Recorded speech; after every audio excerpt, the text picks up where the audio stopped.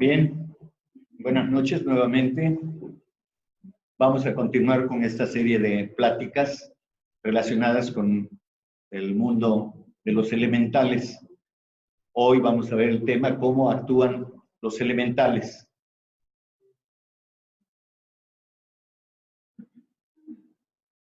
La pregunta es, ¿por qué no podemos tener información más detallada acerca de los elementales? En primer lugar, no tenemos desarrollada la habilidad para comprender una descripción de las cosas pertenecientes a un mundo con el que no estamos familiarizados. Y es así, precisamente, como nuestras opiniones, nuestros puntos de vista, solo serán meras especulaciones y nos atenemos únicamente a la información escrita. Desde luego que podemos verificar cuando realizamos ciertas acciones, cuando pensamos y atraemos el objeto de nuestros deseos, precisamente es el momento en que nosotros podemos decir que están actuando los elementales, es decir, los elementales del deseo, en este caso, nos atraen al objeto de nuestros deseos, llámese enamoramiento, hechizo o deseos de obtener algún bien de cualquier tipo. Todo eso, en todas esas operaciones tienen que ver los elementales. Pero no podemos saber más allá. El problema es de que si nosotros supiéramos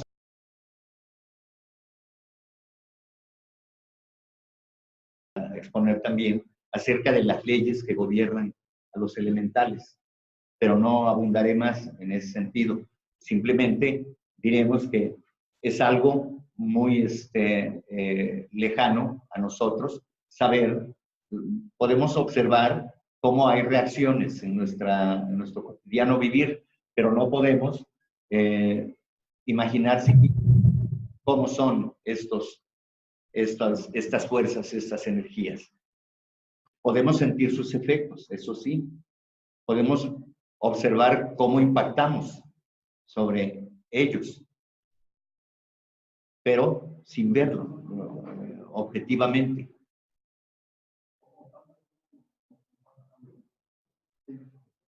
Sí, yo decía al principio de esta serie de pláticas de los elementales que primeramente nosotros los afectamos y que los atraemos a nuestra aura y después ellos, ya con las condiciones, con las características que tienen, que son las mismas que nosotros les damos, llamémosle color o carácter, que nosotros les imprimimos, entonces ya actúan por sí mismos. Y eso es lo que va formando nuestro carácter. Y ya nos impactan, ya nos influencian. ¿Ya? Bien. La segunda razón es que si se difundiera la constitución de los elementales, trataríamos de comunicarnos con ellos y usarlos para fines egoístas con resultados desfavorables. La ignorancia no nos permite actuar sabiamente y entonces podemos cometer todo género de imprudencias que más que beneficiarnos nos harían daño a nosotros mismos. Y uno diría que no pase de nosotros mismos, aunque eso es malo. ¿Y qué tal si afectamos a otros? Porque eso es posible también. Y ha llegado a suceder, desde luego, ¿verdad?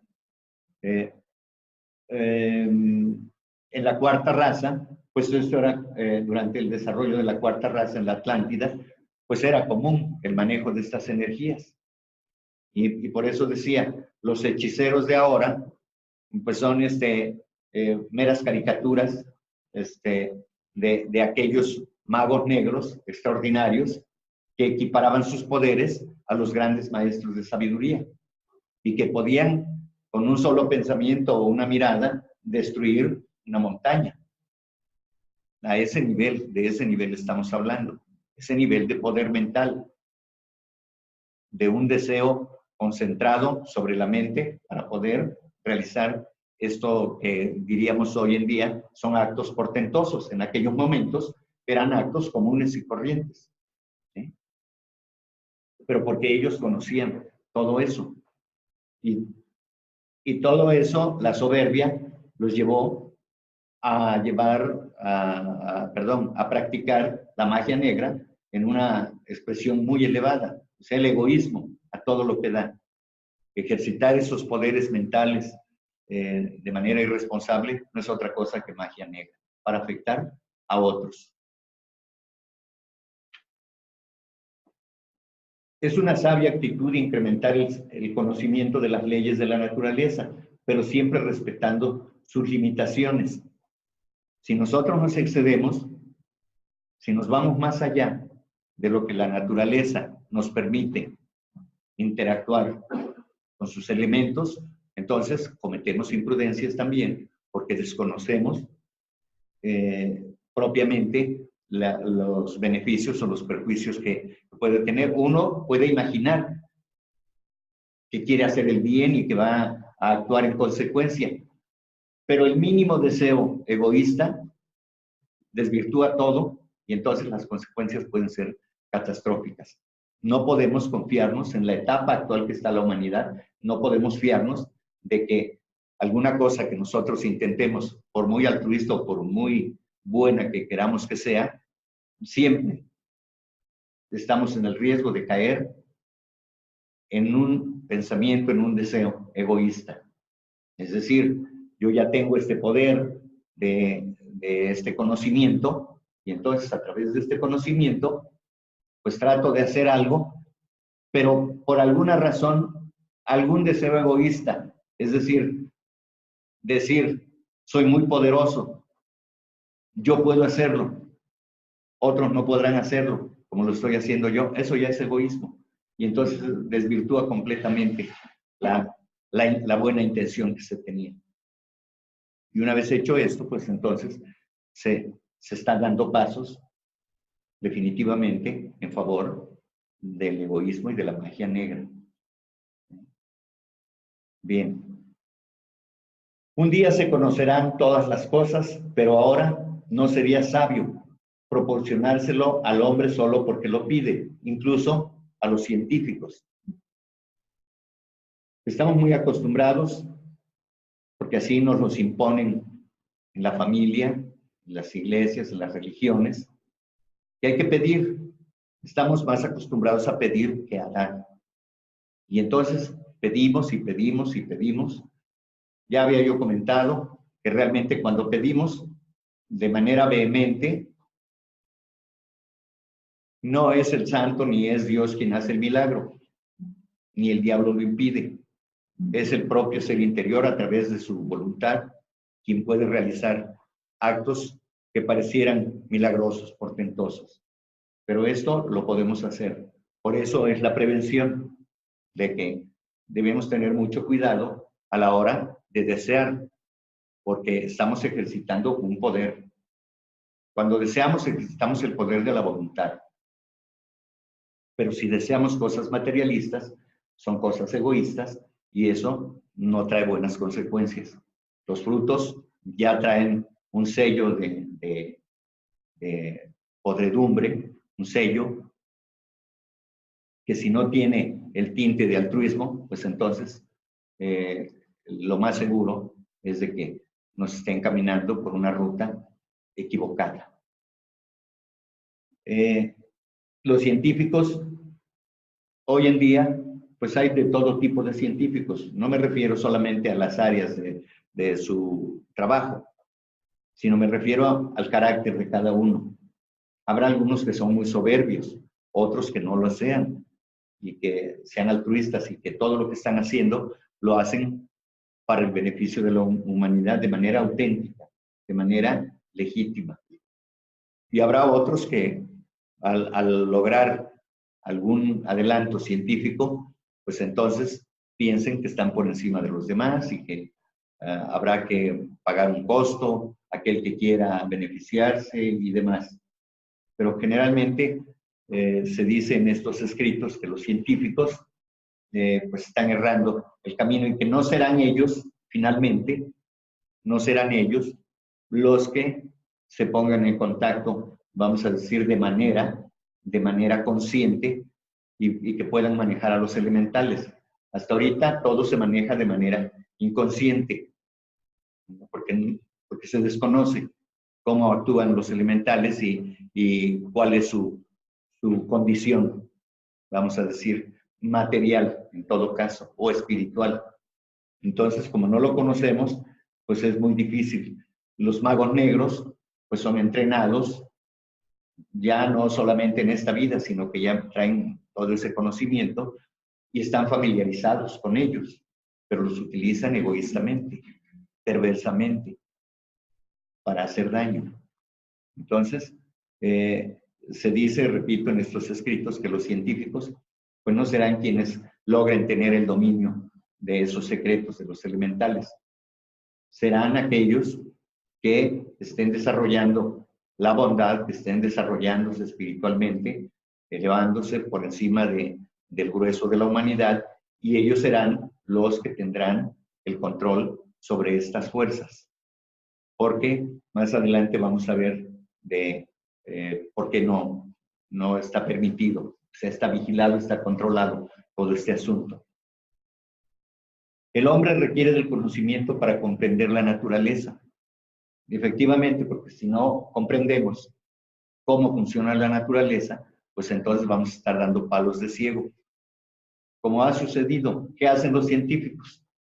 Ensayo y error, porque no tienen el conocimiento, vamos a decir, espiritual. No pueden ver más allá de lo que es la materia burda. Entonces, esto debemos de considerarlo de tal manera que debemos entender que para poder relacionarnos efectivamente con la naturaleza, debemos tener un conocimiento preciso, no un conocimiento a medias ni por encima, es un conocimiento preciso sobre cómo funciona la naturaleza y sus leyes. Debemos conocer las leyes de la naturaleza, no solamente las que conocemos de las leyes del hombre, sino las leyes eternas, la ley de evolución, la ley de karma. Todo eso tenemos que tener plena conciencia para que podamos nosotros comprender cómo funciona la naturaleza. Este saber está relacionado con los elementales. Actualmente permanece oculto a los científicos hasta que cambien su naturaleza. Es decir, la naturaleza de los científicos actualmente, aunque estén realizando inventos que han ayudado a la naturaleza, perdón, a la humanidad, siempre están cargados de cierta carga de, perdón por la repetición, están cargados de ese sentido egoísta, en cierto modo. No digo que todos, pero sí, como que hay una competencia, y donde hay competencia hay egoísmo, ¿sí? Porque trata de sobresalir uno sobre el otro. Entonces, hasta que no cambien esa condición en sus naturalezas, los científicos, la ciencia va a seguir igual, va a seguir distanciada de la naturaleza. Es necesario, ya habíamos dicho en la sesión anterior, trabaja para la naturaleza y la naturaleza te obedecerá. Y es así que los sabios, los maestros de sabiduría, trabajan sin afectar a la naturaleza, y entonces, digamos, la naturaleza o los elementales obedecen. Los elementales son incoloros respecto al carácter moral, asumen el tinte de quien los usa. Y así, pues tenemos personas altruistas, personas egoístas, personas violentas, personas amorosas, de todo tipo, de colores, de caracteres que tenemos en la humanidad. Y entonces, cada quien con su personalidad atrae, mueve a los elementales que son atraídos finalmente y después actúan en consecuencia. Adquieren el tinte, el carácter, el color de la naturaleza de quien los invoca, de quien los mueve. Y entonces por eso es difícil a veces a las personas, a nosotros los seres humanos, desarraigarnos de algún hábito, sea bueno o sea malo.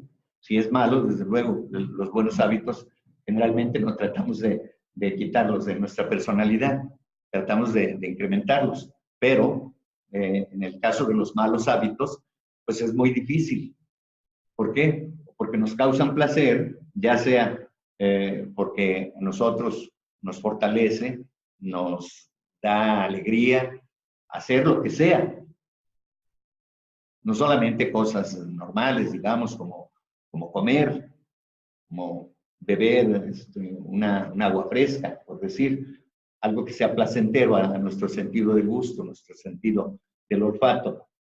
No, sino otro tipo de cosas que nos es muy difícil. Los vicios, por ejemplo, el fumar, el beber, las drogas, todo ese asunto, pues tiene que ver con este factor de el ejercitar la voluntad, pero y si la voluntad está muy debilitada porque está acostumbrada ya la mente a hacer casi de manera automática una serie de actos, de acciones, que lo relacionan con el placer, bueno, pues va a ser difícil. Y sí, sí es difícil. Pero si se ejercita el poder de la voluntad divina, pues se puede. Y para eso se utiliza la mente, desde luego. Entonces, es cuando se dice que el yo superior se va empoderando y va tomando las riendas del asunto, las riendas de los caballos que jalan la carreta, ¿no? Como en el caso de la alegoría esta del Bhagavad Gita. Entonces, es importante que recordemos que los elementales pues están ahí, no tienen ninguna intención, no tienen ningún color, no tienen ningún carácter, no tienen voluntad. Todo es controlado por la mente y por los deseos del hombre. Los científicos han usado los materiales que tienen a su alcance. Si ellos conocieran el manejo de estas poderosas fuerzas, las usarían de manera irresponsable, es decir, egoísta. Eso ya lo comentamos. Y efectivamente, los materiales a los que se refiere la exposición es precisamente pues, las herramientas que tienen actualmente los científicos. Utilizan a la materia burda, la materia física, y desde la bomba atómica hasta la partícula de Dios, toda esta cosa, ¿sí? Todo esto es lo que pueden manejar los científicos hasta hoy en día. Desde luego, todo esto está siendo vigilado por los grandes seres, los sabios que protegen al planeta, ¿no? Porque en cualquier momento pudiera desencadenarse una destrucción masiva del planeta. Entonces, todo eso está vigilado. Ya hablaremos más adelante de este asunto. Entonces, repetimos, los científicos no podrán alcanzar más allá de lo que se les permita. No puede darse esa libertad así. Quizá si me estuviera escuchando algún científico, pues diría, bueno, eso dices tú, ¿no? Pero nosotros ya ensayamos y ya probamos y comprobamos, y entonces, ¿de qué va nuestro descubrimiento? Va. Sí, efectivamente, ¿sí? Pero ahí tenemos la consecuencia ya probada del asunto de la bomba atómica, ¿verdad? ¿Sí? ¿Por qué? Pues, somos irresponsables, somos niños en nuestro comportamiento ante la naturaleza. Bien, adelante. Poco a poco la humanidad irá comprendiendo cómo funcionan los reinos elementales y llegará a poseer la habilidad de usarlos. Y así, poco a poco va despertando el ser humano, poco a poco se va dando cuenta que no es materia, poco a poco se va dando cuenta que no es la forma física, que no es sus deseos ni sus pensamientos, es mucho más que eso. Es la encarnación de la divinidad aquí en este plano. Pero va a pasar mucho tiempo para que se tome conciencia de eso.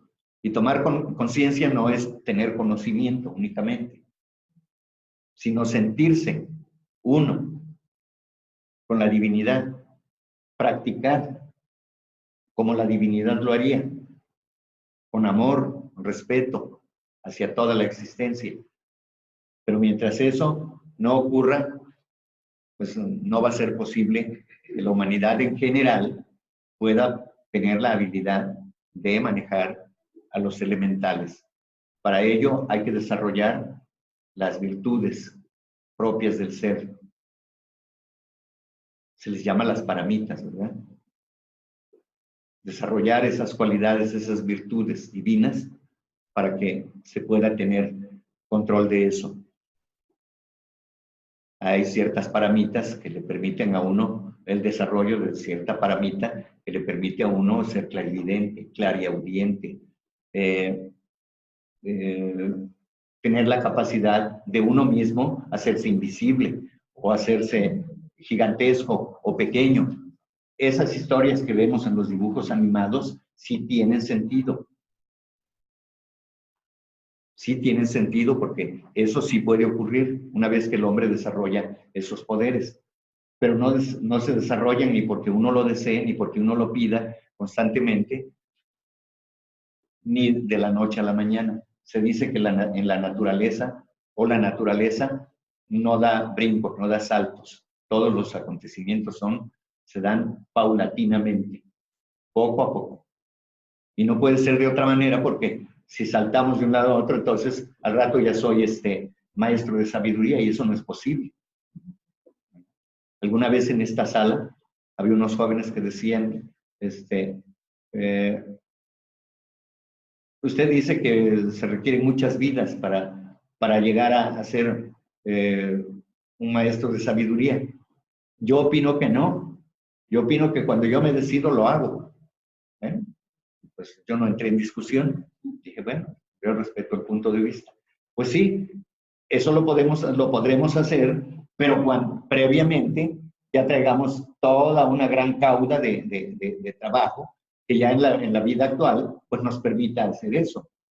Antes no, porque si no, imagínense cuántos de nosotros hemos deseado poderes, hemos deseado hacernos invisibles en ciertos momentos de nuestra vida, ¿no?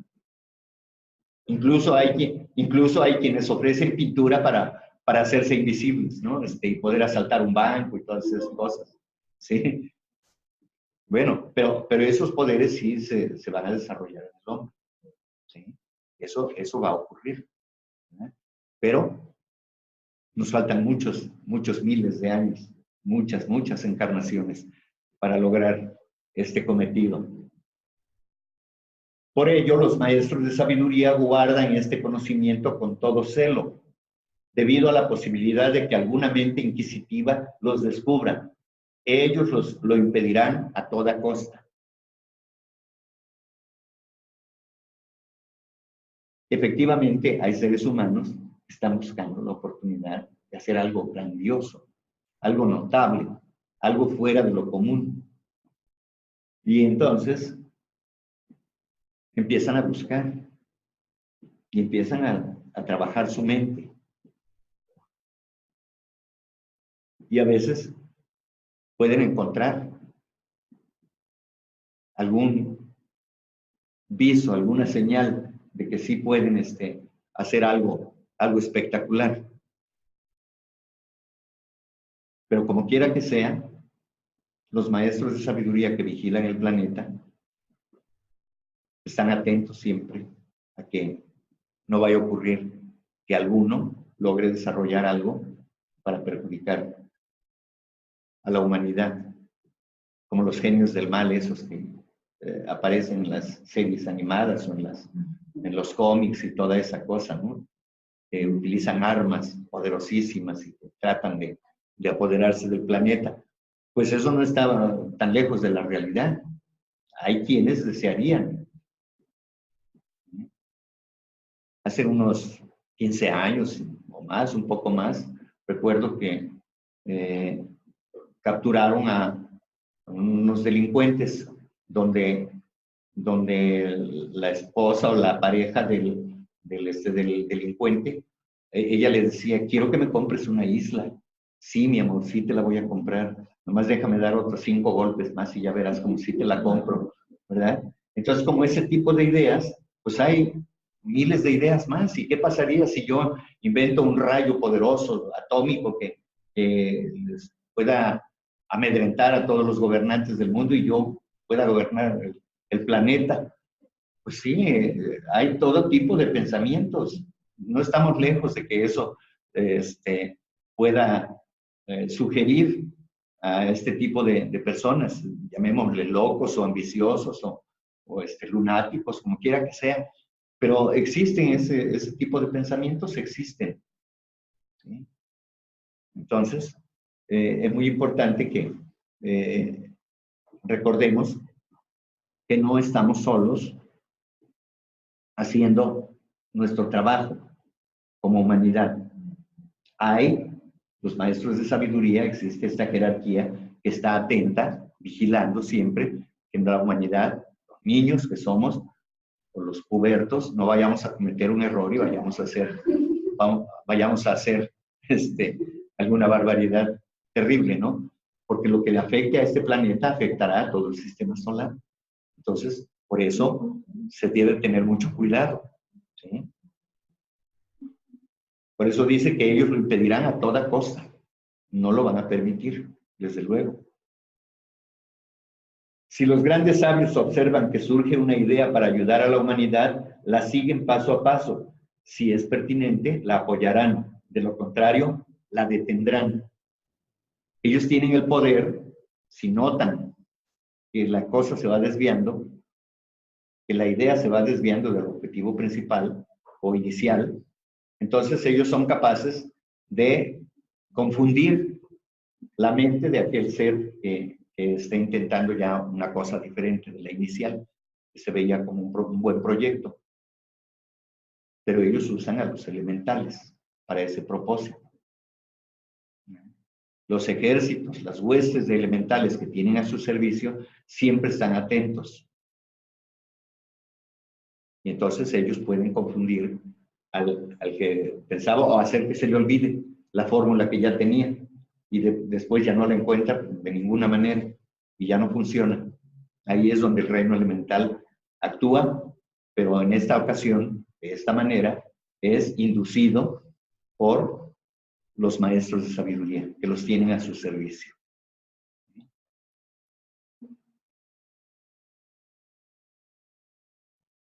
Como siempre, el hombre está lleno de deseos egoístas. Cada quien en su ámbito desea tener el control sobre los demás. Es el caso de las religiones y los gobernantes. ¿Le suena bien eso? ¿Le suena cercano? Todo mundo, las religiones, todas son las mejores, son las verdaderas. ¿Sí? No voy a mencionar nombres para no herir susceptibilidades, pero cada religión es la poseedora de la verdad absoluta. Y así, en nombre de Dios, nos hemos matado, la humanidad. ¿Eh? Y vamos y oramos pidiéndole a Dios que nos proteja para poder desaparecer a la contraparte, que son nuestros hermanos. Pero mientras no existe ese sentido de unidad, pues entonces la humanidad seguirá siendo la víctima propiciatoria de todos nuestros actos. Los gobernantes, no se diga, ¿verdad?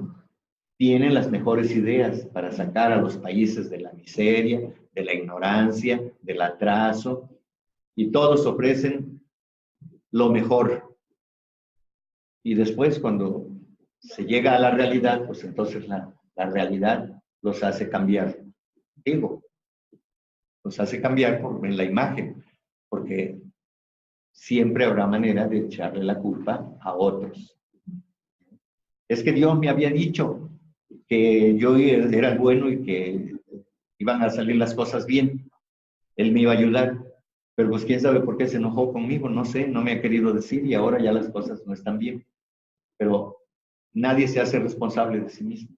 Es muy difícil, sobre todo en la gobernabilidad. Siempre habrá manera de responsabilizar a otros.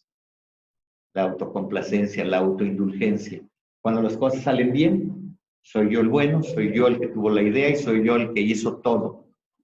Mi inteligencia me permitió ver claramente que no estaba yo equivocado. Y cuando se equivocan, no, Mi idea funciona, pero pues la bola de tarados que están ahí no lo hicieron bien, ¿sí? Entonces, es el eterno responsabilizar a los demás cuando las cosas no salen bien, ¿no? Entonces, mientras seamos egoístas, no vamos a poder tener a nuestro alcance el conocimiento preciso de este reino elemental, de este mundo elemental. Nos alejamos en la medida que somos egoístas. Desde luego, no es imposible, como ya dije, si por voluntad, ejercitando la voluntad en su máxima expresión, cada ser humano desea obtener algo, pues sí, logra atraer, logra movilizar a los elementales. Y entonces se empoderan tanto los seres humanos como los elementales y entonces son capaces de hacer cualquier cosa. Pero no desarrollan el espíritu, desarrollan la mente materialista, la mente de los deseos. Y eso es muy dañino a la larga, porque, pues, como dije hace rato, es muy difícil arrancar la raíz de ese mal que está ahí en el ser. Entonces, mientras no haya esa capacitación, ese entrenamiento de parte de la humanidad para actuar amorosamente con la naturaleza, los secretos de los reinos elementales van a estar alejados de nosotros. Salvo en lo que acabo de decir, haya seres humanos muy empecinados y que ejerciten la voluntad de tal manera que puedan realizar este tipo de acciones.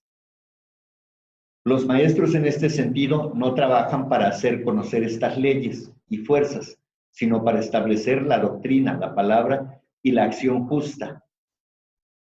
Y es justamente que este tipo de filosofías, como la que estamos estudiando, la teosofía, precisamente está hablándonos de ello.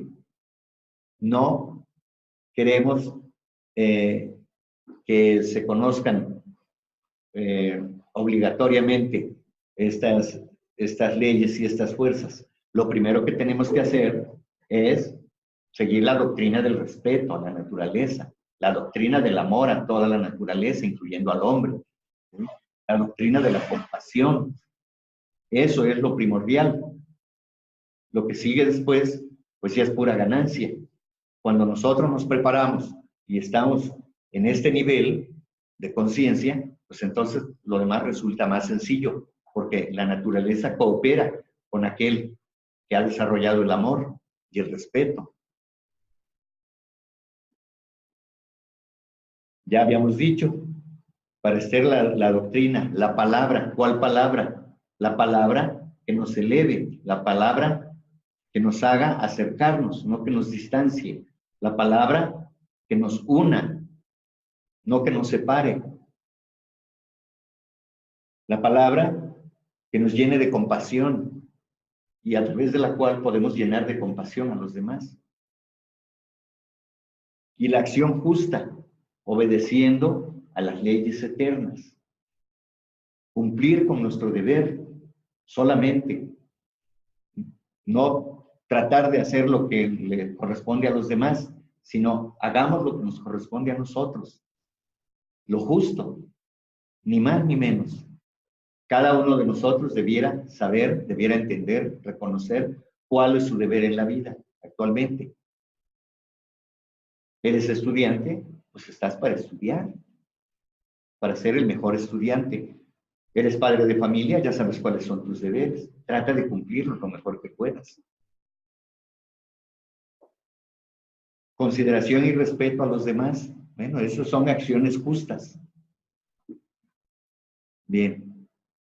Si conociéramos el mantra que controla a los elementales que vigilan los tesoros, los utilizaríamos para satisfacer nuestros deseos de lujo, heredándolos a una progenie indigna.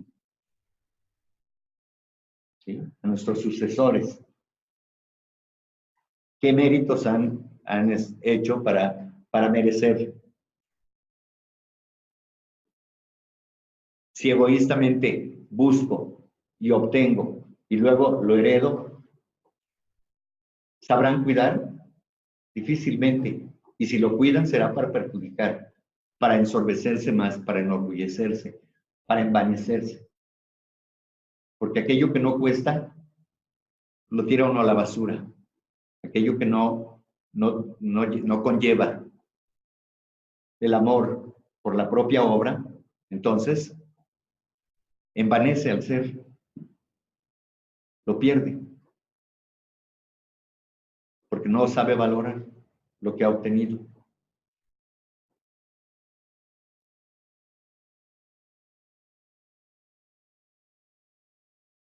Y así, ven, seguramente, no sé, pero en provincia es clásico que hay personas que incluso compran los aparatitos, esos detectores de tesoros, y andan por los montes y por los valles, por los llanos, en los lomeríos y todo, en las cañadas, en las cuevas, andan buscando tesoros. Bueno, pues es legítimo desear tener una mejor calidad de vida. Y si me toca la fortuna, entre comillas, de encontrar un tesoro, pues bueno, que se dé. Pero generalmente esto no ayuda mucho o ayuda pues muy poco o nada al desarrollo espiritual. ¿Sí? Y si acaso se agradece, pero pues, pues gracias a que tuve la inteligencia, otros dirán gracias a Dios, ¿verdad? Pero será al Dios del egoísmo, ¿no? Nada más. Porque la divinidad no está atento a ver, ay, mi hijo predilecto, veo que es muy inteligente y ya tiene la idea que va a encontrar un tesoro y le voy a ayudar. Bueno, ¿qué clase de Dios estaríamos pensando? Pero en términos generales, sí, cuando obtenemos algo, inmediatamente pensamos en nuestro bienestar. No pensamos en, bueno, voy a hacer una fundación para ayudar a otros. Difícilmente. Primero yo. O sea, primero toda mi familia, que esté cómoda, que esté bien, que viva bien, y ya todas las creencias que tenía ya no las va a tener. Y si son familiares fuera del entorno primario, el matrimonio y la familia, y que se acercan los hermanos o los primos, sí, pero pues mira, esto me costó, yo te lo voy a compartir, pero pues me vas a pagar, no como si fueras un desconocido, pero sí te voy a cobrar una rentita por ahí. Entonces ya nace el deseo egoísta de aprovecharse de los demás. ¿Sí? Por eso Blavatsky dice que eso de jugar a las loterías, pues es un riesgo tremendo, ¿no? Porque a lo mejor hay buenas intenciones, pero a la mera hora cambias y entonces ya la cosa cambia. Entonces, no has tenido y tienes, dice el dicho, ¿no? El que nunca ha tenido y llega a tener, loco se quiere volver o se vuelve. Hace todo tipo de cosas. ¿Verdad? Tenemos, por ejemplo, sin que hayan encontrado un tesoro así enterrado, pero que sí se da de que hay personas que de pronto empiezan a tener dinero y después de que andaban en un auto carcachita, pues de pronto ya compran un coche de cierta categoría, pero bueno, sale con sus rines normales y dice, no, así no me gusta, vamos a poner unos platino, a ver qué le ponemos para que se vea. Pues el motor va a seguir funcionando exactamente igual, pero el individuo pues, va a sentir que ya es más importante. Y esos son los casos en que no es recomendable pues tener ese tipo de ideas. Y la gran mayoría de la humanidad, lamentablemente, solamente piensa en su bienestar. Y me incluyo, ¿no? Para que no digan que yo soy muy soberbio, que me creo muy puro. Pues yo también tengo mis deseos personales, egoístas, pues sí, pequeños o grandes, pero los tengo, ¿no? Y entonces, así estamos en gran parte de la humanidad, así estamos. Bien, adelante, por favor. Las causas del ocultamiento y los pensamientos de la persona que los escondió, me refiero a los tesoros, o perdió ese tesoro, determinan su permanente ocultamiento o eventual descubrimiento. Es decir, si yo voy a ocultar como ha sucedido, bueno, yo he conocido casos de que ven que está saliendo fuego de algún punto y constantemente dicen, allí hay dinero, allí hay algo, hay que ir a rascar ahí. Y entonces van a rascar y entonces encuentran puras piedras, ¿sí? O cenizas, sí, huesos, cualquier cosa, pero lo que había de valor ahí no lo encuentran, no lo encuentran. ¿Por qué? Porque en el momento que alguien lo ocultó precisamente para que nadie lo pudiera descubrir. Y me refiero, por ejemplo, en la época de la Revolución, en diferentes regiones del país se encuentran de esos tesoros, ollas enterradas con monedas de principios de siglo o del siglo XIX, y ahí están, son de oro y son de plata, ¿verdad? Y en ocasiones nada más se encuentran, rascan y solamente encuentran los pedazos de la olla, del alfarero, ¿no? Todo eso, la olla y todo el barro cocido que quedó ahí. El tesoro sigue estando ahí, pero no lo encuentran, no lo ven, ¿sí? Por las energías que se movieron. O sea, fue tal la energía con que impregnó en ese momento para que no quiero que alguien se lo vaya a encontrar, ¿verdad? Y estando en su casa, continúa, pues que no lo encuentren, solamente yo lo voy a obtener. Pero resulta que se muere. Y por eso hay muchos tesoros enterrados. Y muchos que ya fueron descubiertos, ¿sí? Pero es ahí donde entran los elementales. En ese caso, los elementales se reúnen ahí y emplean muchos modos para ocultarlos, aún más afectando hasta a los animales. Si un animal pretende hacer su madriguera ahí, tienen una manera de ahuyentarlos para que no vayan a descubrir el tesoro. Tenía yo una familiar que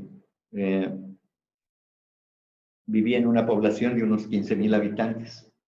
Entonces fue a buscar leña y el respaldo de un barranco pequeño. Pues vio que andaba ahí una iguana y entonces sacaba y metía la cabeza y se asomaba y se escondía. Y entonces ella no percibía otra cosa más que dijo, bueno, pues parece que no tiene otra manera de salir y no es una madriguera muy profunda. Entonces, pues, yo voy a ver si la mato, pues, para hacer un caldo de iguana, ¿no? Y entonces agarró un palo, una piedra, y entonces le pegó ahí. ¡Ah, sorpresa! Rompió la olla y entonces estuvo como caído del cielo, salieron muchas monedas de oro y le cayeron ahí, ¿verdad? Entonces ahí, en este caso de la intervención de este animal, pues fue efectiva para ella, pero le sirvió de muy poco, porque todo lo gastó en puras vanidades, en puras tonterías, y se enfermó, falleció, y falleció pobre, y falleció sin disfrutar realmente. Y sí disfrutó, pero fue un disfrute egoísta. No lo compartió con nadie más que con los suyos allí, cercanos, y bueno. Y después de ser muy pobre, pues ya se daba el lujo de tener ganado, de tener vacuno, desde luego, porcino y muchas gallinas, y dice que hacía negocios y todo eso, pero se volvió mucho más soberbia de lo que ya era, menospreciando a todos los demás. y el negocio se vino abajo. Todos los negocios que intentó se vinieron para abajo. ¿Por qué? Porque su objetivo no era un objetivo bien planeado, altruista. Y entonces su mente estaba más ocupada en ver cómo resaltaba su vanidad en lugar de decidir, a ver, voy a capacitarme, voy a conseguir a alguien que me asesora para ver cómo puedo ayudar a los demás, porque parece que era muchísimo dinero, ya una vez que vendió el tesoro. Pero les digo, murió en la pobreza, muy enferma, y nunca disfrutó realmente, ¿sí? Al paso del tiempo, las fuerzas del aire y del agua los ayudan a veces para impedir que el que ocultó el tesoro lo recupere. Aún para aquel que lo ocultó es tan fuerte aquello que hizo, que aún para el propio que ocultó el tesoro ya no va a tener acceso. Porque los elementales del agua y del aire, aunados o unidos con los de la tierra, pues evitan que se recupere el tesoro. Y son los elementales ahora los que se regodean y los que disfrutan del tesoro, porque eso fue lo que les imprimió aquella mente, para que permanecieran ocultos, ¿sí? Y el tesoro espiritual también está afectado por esos elementales egoístas que nosotros hemos atraído. Y por eso es que no podemos descubrir la joya tan fácilmente, que está dentro de nosotros. Es más, que somos nosotros mismos. Entonces, igual que aquí, al paso del tiempo, todas las fuerzas negativas confluyen para que aquel que trata de despertar, pues esas fuerzas se oponen y dicen, no, tú has estado mucho tiempo en este camino y pues ahora no me vas a desplazar tan fácilmente. Y es por eso que en este sendero de la espiritualidad es tan difícil, porque tenemos verdaderas legiones arraigadas en nuestro ser, en nuestra aura, que nos impiden ver la luz. Y somos portadores de esa luz. Y somos esa luz. Pero mientras no veamos hacia adentro de nosotros, mientras estemos tratando de descubrir la luz allá en las Pléyades o detrás de la constelación de Orión, en el centro de la galaxia, pues estamos perdiendo el tiempo. Debemos desarrollar el amor en nosotros mismos para poder compartirlo, porque el que nada tiene, nada puede compartir. Para poder compartir debemos tenerlo. Si deseamos dar amor, necesitamos estar llenos de amor. Si necesitamos dar fortaleza, necesitamos ser fuertes internamente, ¿no? Entonces, pues hago este símil con esto de que los elementales, estas fuerzas de la naturaleza, están ahí y ocultan eso, el tesoro, pero también ocultan nuestra condición de seres divinos y no la podemos descubrir fácilmente. Adelante. Dado que los maestros de sabiduría conocen el secreto para controlar a los elementales, pueden utilizarlos para obtener el tesoro para fines altruistas. Ahí se pone el ejemplo de la lámpara de Aladino, ¿verdad? De esa lámpara de Aladino, según la historia, pues siempre estuvo plagada de egoísmo. Tanto el hechicero aquel que instó a Aladino para poder obtener la lámpara a cambio de poderes, pues todo eso tiene que ver con el egoísmo, con la situación muy personalizada, muy arraigada en uno mismo, en la personalidad. Entonces, al final de cuentas, ¿qué le pasó al hechicero? Pues quedó atrapado porque él pidió ser un genio para poder dominar todo, y entonces le ordenan que se meta a la lámpara, y entonces después tenían que recitar algún mantra para que pudiera salir. Entonces, así es como el hombre también queda atrapado en su propia vanidad, en su propio orgullo, en su propia ignorancia. Y mientras no nos reconozcamos como divinos y tratemos de ser amorosos y altruistas, difícilmente vamos a dejar la condición del genio de la lámpara que quedó atrapado. Ahí, así estamos, atrapados en nuestra propia condición. Los mantras siempre han sido usados por los humanos para relacionarse entre sí, conozcan o no sobre sus efectos o existencia. Los usamos también en nuestra relación con los animales. Bien. ¿Qué pasa cuando utilizamos cierto mantra entre nosotros? ¿Sí? ¿Me caes bien? Ese es un mantra. Eres súper, eres el súper amigo. ¿Sí? Contigo tengo todo. Es decir, esos mantras se repiten una y otra vez. ¿Sí? O el clásico te amo, pero detrás del te amo está, pero yo quiero que me digas que tú también me amas. Aunque no lo diga, estoy esperando esa respuesta. Sí, te amo. Y ya estoy con avidez esperando escuchar, sí, yo también te amo, mi amor. ¿Sí? Eso es egoísmo. ¿Sí? Entonces, esa relación entre los humanos, la otra, después viene otra explicación, ¿no? Y también con los animales, los usamos para asustarlos o para dominarlos, para tranquilizarlos.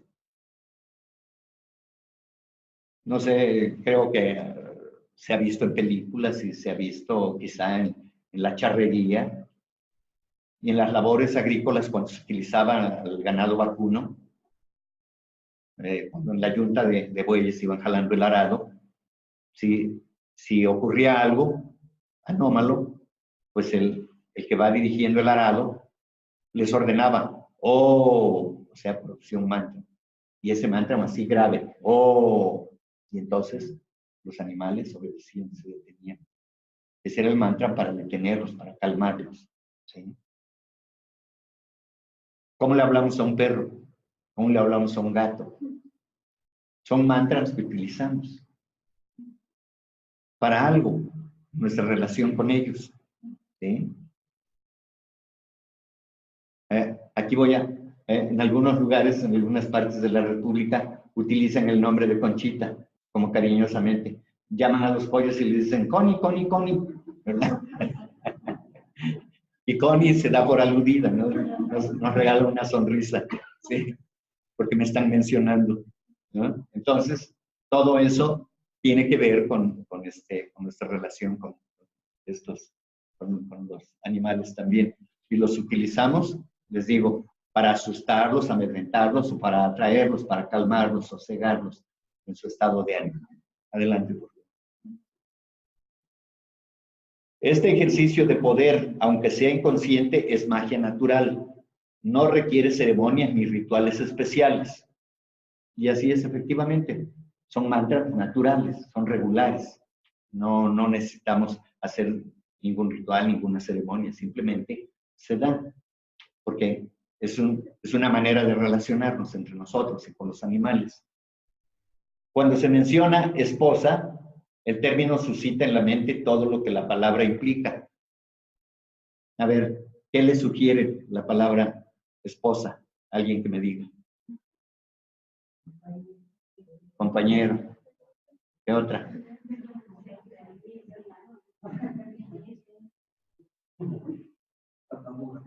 Atadura. Amiga. Bien.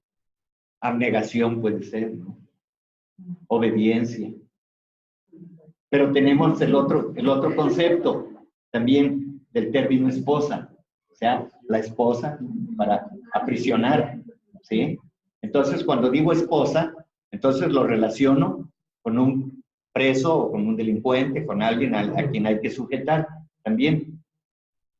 ¿Sí? Y entonces, también me sugiere que la esposa sujeta al hombre, al marido, ¿no? ¿Sí? Es decir, si tiene un concepto, una connotación de aprisionar, en el sentido físico de este aparato, bueno, pues debe, yo creo que tenerlo en el otro sentido, ¿no? Bueno, es una broma, pero así es, ¿no? Es una mala broma. Exacto, tiene relación. Exacto. Exacto. Sí. Así es. Entonces, esos son mantras que utilizamos de manera regular, no necesitamos ceremonias. ¿Sí? Bien. Sí. No vio. No vio. Así es. No vio. Sí. Perdonados. Bueno, quiero ver el color de tu dinero. ¿Qué implica? ¿No? A ver, o sea, ¿qué intenciones tienes o cuánto dinero tienes? O ver si es un dinero de baja denominación o es capaz de comprar cualquier cosa, hasta mi voluntad, ¿no? Entonces, ese es otro mantra, ¿sí? Existen frases aplicables al conocimiento de carácter de las personas. Por ejemplo, de tal palo a la astilla, y ya te encasillan, ¿verdad? Sí, así es, y se refiere al carácter de las personas. Y así ustedes conocen miles, dime con quién andas y te diré quién eres. El que con lobos anda, ¿verdad? Aullar se enseña, ¿no? Y todos esos son mantras que aparecen como dichos, como frases hechas, pero que tienen una aplicación muy directa y que muy adecuada, muy apropiada, ¿sí? Los hay para enaltecer o para denostar, para adular, afectando la esfera mental y emocional de los individuos o grupos sociales una vez que la idea alcanza el resultado. ¿A qué nos referimos aquí? En las familias, una madre o un padre empieza a decirle a un hijo, tonto, tonto, tonto, tonto, toda la vida, y el día que le quiere reclamar la mamá, y le dice, pues ¿de qué te quejas? Si toda la vida, desde que yo tengo uso de razón, me dijiste que yo era tonto. Y funciona, por supuesto que funciona, ¿sí? O, o todos los que andan mal vestidos o que andan con el cabello largo, pues esos son delincuentes o son drogadictos, son malvivientes en una palabra, son malvivientes, ¿sí? Así es, son, son chacalones, dicen, ¿no? Mira, tiene cara de chacalón. Retírate, sácale la vuelta, mira, se le ve la cara de chacalón, ¿no? Ya se le está adjetivando, ya se le está dando el mote y se le está ubicando, se le da una connotación, ¿sí? Un hermano dice que decir maestro es decir, no, pues es alguien que pues, no tuvo otra cosa que hacer y tomar esa profesión, ¿no? Y hay otros que cuando le dicen maestro, oh, se sienten grandes. Sí, efectivamente, he ayudado a muchos a que sean. Incluso la gente sacó por ahí una frase hace 15, 20 años o 30 años. Si puedes leer esto, es gracias a un maestro, ¿verdad? Entonces, bueno, es el benefactor en ese sentido de la humanidad, ¿sí? Y entonces cada quien va ubicando a cada quien. Pero sí, sirven estos mantras, sirven efectivamente para motejar a los grupos sociales o a los individuos, para bien o para mal.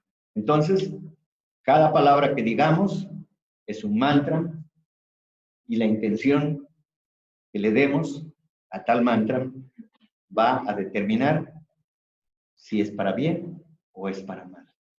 Aunque a veces parece que se está pretendiendo hacer daño y reacciona favorablemente el que recibe ese mensaje y entonces es para bien. Mientras no seamos sabios, mientras no seamos capaces de discernir o ser clarividentes, de anticiparnos a los acontecimientos, de ver el futuro, mientras tanto, siempre tengamos mucho cuidado en lo que hablamos, sobre todo en la intención, ¿sí? Porque son vibraciones que afectan. Paz a todos los seres hermanos. Muchas gracias.